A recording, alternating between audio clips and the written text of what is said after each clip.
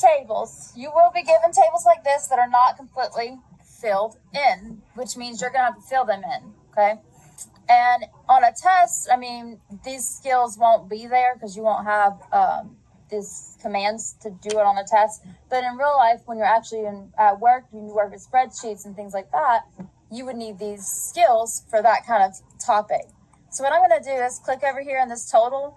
I could manually add 106, 30, 70, and 4 together. That's not hard to add up, right?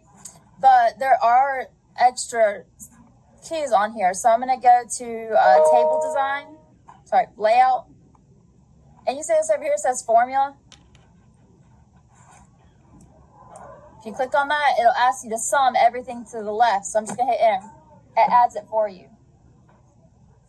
Okay? So I'm going to highlight that red because I highlighted. I want to highlight on mine. You do not have to highlight on yours if you don't want to. But that number was calculated for us through auto sum. I'm going to do it again right here. So you go to layout, formula, and it will say sum. Now this time it says sum above, but I don't want to sum above. I want to sum everything to the left.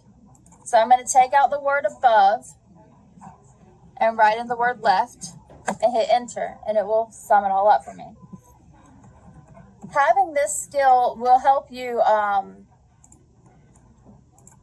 add things in a table faster. Also help you not make mistakes. You know, if you're typing on a calculator, you might type in something wrong. This will do it automatic for you. So now I'm going to sum all these up. Now again, 106 plus 41, not hard to add, but you can do just formula sum above, formula sum above, formula sum above,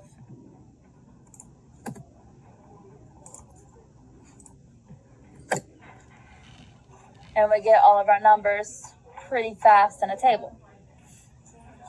Okay. If you are interested in going any kind of career that would require you to use spreadsheets or tables in this sense, like accounting or data collection, medical fields, they have to have data collection. Statistics fields have data collection. Accounting, that's a whole lot of data. So if you are interested in those things, these skills are soft skills that you can use in Microsoft. So again, I'm going to highlight these red just because I want to make sure that you realize those were not originally in the table.